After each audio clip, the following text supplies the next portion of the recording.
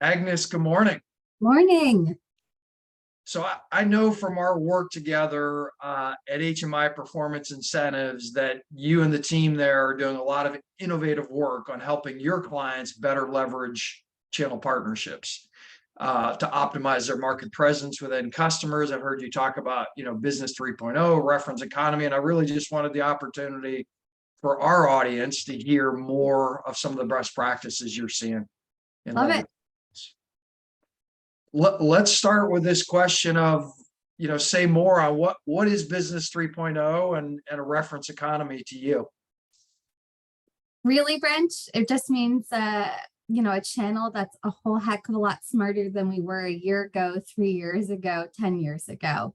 To me, it really means a channel that is optimized, as you said, and is finding new and innovative ways to move the needle with other folks, creating bigger presence, market share for itself, and really using the technology of others to allow that growth to happen. Yeah, and we've kind of had conversations about how it's an incredibly crowded, noisy environment we all live in. Digital is a mixed blessing because there's so much information out there. And so in a kind of the past becomes the future moment, this referencing, right, and leveraging other brands and other names. And I've heard you talk about, within that categories of partners, kind of I think you call about it as with and through partners. Say more on, what does that mean? Yeah, it's my own kind of definition for it, but the way that I think about it is you're going to have partners that you're going to go to market with, and what I mean by that is next to one another, truly in partnership, hopefully helping each other really create more brand awareness for one another, able to speak to one another's capabilities, find those right opportunities to bridge deals together or to help deals to close. And then I think of through partners as people who could fully sell your solutions or your technology or whatever it may be. In that example, those folks are going to be more of really an extension of your sales team and probably get deals done really for you. Got it. So there's a little bit of a maturity model there because with partners, you're kind of co-selling and leading, and as you get to a higher level of maturity in channels, you may have, and we'll come to this, you may be able to enable them in ways that they can just take the value prop into the market and run, right? and run. Yeah. And run in ways that are beneficial for both parties. So before we get to that maturity model, I'm curious, just overall, like everybody, we work with a lot of companies that say, hey, I would love to have people out there doing this for me, but it's hard. It takes hard to get attention and mind share. And so would love to see what you've seen as best practices and kind of, recruiting partners and building that, building that channel network. It takes a certain level of kind of grit mentality, in my opinion, to start from the ground up with partners. For those kind of up and coming companies who are trying to figure out who else could be understanding what we do and helping to leverage our solutions out into market to new places that need it. I would say there's a couple of places to find folks like that.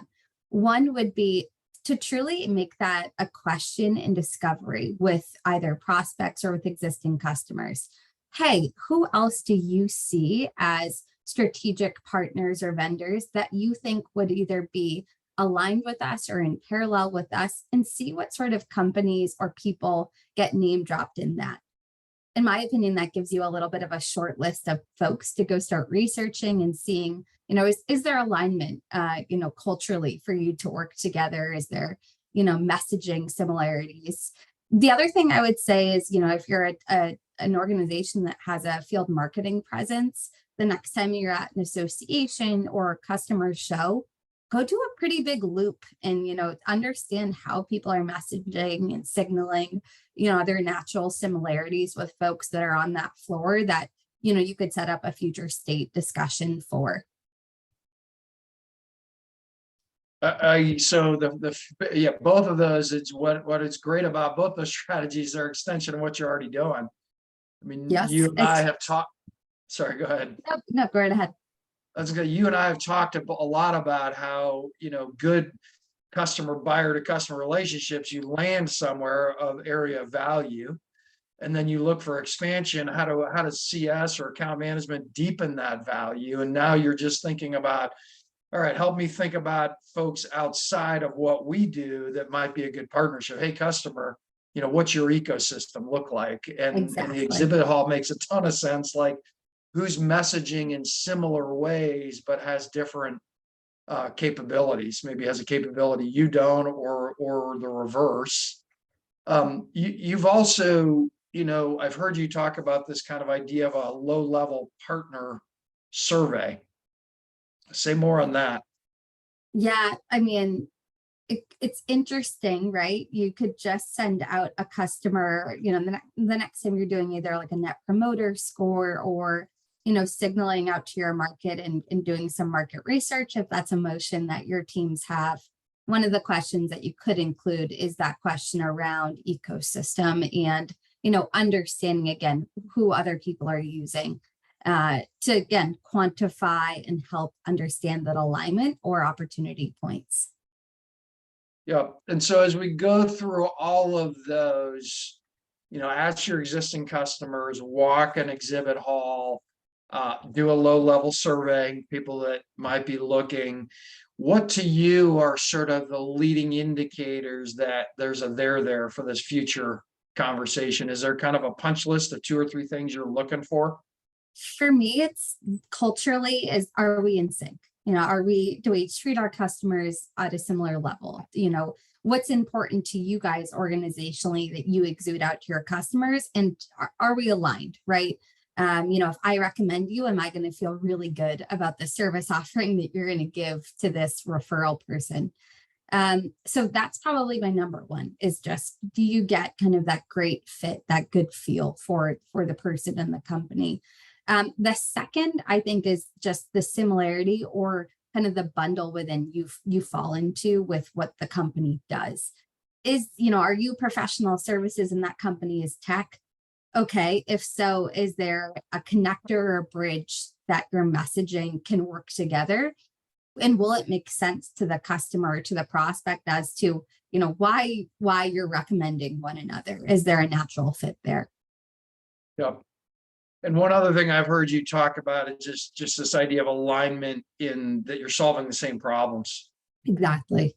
So kind of value alignment, and then you work back, well, all of them go together like 3 bubbles. And is there a natural messaging bridge or connector? I think that's a great way to think about it. And then you have to have a similar philosophy about, and I loved how you said it, the messages you exude to your customers, or how you treat your customers. So I think those are some great tips. That has to be first and foremost, truly. Without that, it all crumbles. And what is, I mean, for somebody who's just starting this, good looks like, getting to 4 partners in a year. I'm just curious, like, what is what should, if we now start to think about the maturity model, what does good look like here? I don't know that I would necessarily quantify number of partners to have. I might think about it in a slightly more qualitative sense when you're getting off the ground with it. And how I might think about it is, if you were to spot check, you're with partners. So folks that are also able to speak your message. Do they sound like you? Do they sound like your best salesperson? Do they understand your fit? If they hear a problem or, a goal or a gap or an impact, do they think, oh, I know someone, or I know a company there that's going to be a great fit for you? And can they, fairly naturally start to make that deal or that opportunity happen in bringing you along for the ride with that? So that would be where I would start. And then over time, sure, quantify it. You want to be adding 1 new partner a quarter, perhaps, is a great goal. But I would really lean in on the quality side of things first. Yeah. So if I heard that right, is So you're sort of have decided you're ready to channel recruiting. You're looking first for probably some with partners where you might be co-selling, and what you want is to get a number of with partners, probably to a level of messaging, a sophistication that starts to look like your own sales team. Exactly. Yeah, you're spot on, Brent. So how do you know if you're ready for with partners? Well, if you're ready for with partners, what core traits do you have? One, you feel really good about your existing sales team is probably the foundational, strength. Without a well-enabled existing internal sales team, you're going to really struggle to have a strongly enabled partner, with or through. So that's probably your best litmus test of, are we ready to go get some partners in the market singing our tune? Once you feel really good, I think, about your sales structure and your team and their ability to storytell and speak to the value prop, I would take up some of those steps to just start in preparation, probably 6 months out from conversations, figure out who's the ecosystem that you want to target to see if there are natural synergies there to go to market, collectively. Yep. And so it makes total sense that it's like, if your internal team is, we often will say singing from the same hymnal, right? And they've got the stories that they can name drop, but you've got that, so they can do it. Now you're looking for with partners who you're co-selling together, and probably your sales team is sort of, or your partnership team is sort of educating some of those channel partners. So now our next level of maturity is, hey, we have some with partners that can actually, start to sound like us, and they would be able to tell our story and share some of our customer stories. Is it what then, like, how do we start to through partners is a different level of maturity and sophistication. How do you think about that transition from with to through, in terms of the markers that you're ready, and also what level of enablement it may require? What I would probably look for is, at the with level, are your partners taking the deal and pretty much running with it? Meaning, you as a great, channel partner, they're not super reliant on you. They have the marketing materials, they have the sales collateral, it's, easily accessible, they get it. That kind of engine is running for itself. If that becomes true, you're pretty much at, a through level, in my opinion. And at that point, you probably just need some stronger processes and technology to truly turn it into a through channel system. For example, you probably then want to have some sort of, deal, claim submission at that point, depending on the number of people that you have in that model. You want to be able to see what those folks are working on or for you. And you also probably want to think about having, some sort of system to get, that external enablement into their hands in real time, whether that be like a partner portal or something of that nature. That's pretty sophisticated, but unbelievable to be able to grow into that sort of model in motion. Yep. And I'm curious how, one thing I've heard you say, I love the comment, was you sort of know that you're getting ready to move from with to through when you have the highlight reel of everything you've done with your sales team, and they can play it back for you, right? That's just kind of a great visual for folks. But if we go now, you're in the through channel mode, and you've got a process for deal claim submission, as you say. You've got your pricing model built out. What is the most important in terms of, your through partners regularly selling? Is it how high the commission is?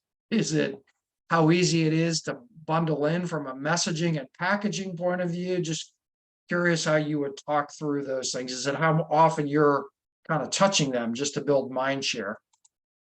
Well, I think from an importance standpoint, I think of it as if you did your job in width and you identified partners that have cohesive go-to-markets and that similar bundle of solution, messaging, and importance to the client, that becomes your most important, collective motion for the through, meaning the sell-in process is very natural and it just works very seamlessly. It doesn't feel like, an out-of-body fit. Trying to think of the best analogy, right? Like a retailer who suddenly starts selling, shoes that was always a food market. It needs to fit just in really well.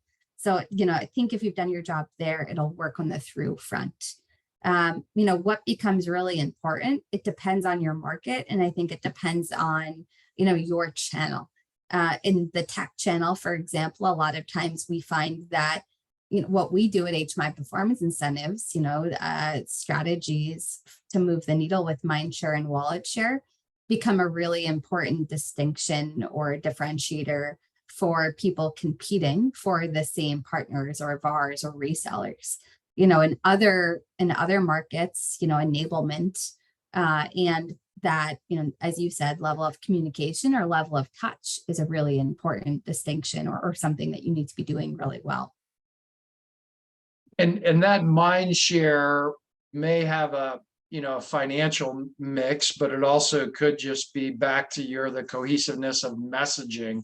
Mm-hmm. Is there something easy to message that folks are going to say breaks through the noise, so to speak? Am I capturing that correctly? I think so. Cool. Let's end on then the maturity model. Let's say you get, I'm just making it up, company is now gone through with and through, and they've got half a dozen, eight partners that are selling through. What's the ongoing motion look like to make sure, because now your channel is essentially part of your sales and go-to-market strategy. So what's the ongoing motion look like to make sure those are all, internal, external, different channels are synced up as opposed to, kind of moving in different directions? You should and would probably have a channel manager at that point whose job it is to really oversee and make sure that, sales, marketing, and channel are all in lockstep together. And that person could either sit, within a designated channels team, within the sales team, or within the marketing org. It really depends on the structure of the company, in my opinion. But that's just it. This person needs to be looped into the sales and marketing motions at all times, so that, when and if something gets leveraged out to your internal sales team, there's maybe some quick tweaks or adjustments made, and then it's also, fielded out through the channel team, in whatever capacity it needs to be. Got it. And is there then, we often think of with sales and marketing teams, you build that messaging frame, you kind of build your persona value prop, and then you need to go capture new stories and refresh it every 6 months. Exactly. Is there a similar principle with channels that you take them a new training program every 6 months or annual program? I guess a lot of people would have for their, how would you think about that? Just sort of bringing back a new messaging frame. Monthly or quarterly, probably. It would depend on, the strength of the channel that you've developed, in my opinion. Now, if that becomes, your leading sales channel, then as often as you possibly can to get those folks what you need, right? Otherwise, I would probably think about it on a quarterly basis to start, and then, kick it into high gear as it takes off. Yep. Awesome. Agnes has been very enlightening for me. Hey, thanks, Brent, as always. A lot. So thanks for the time this morning. You too.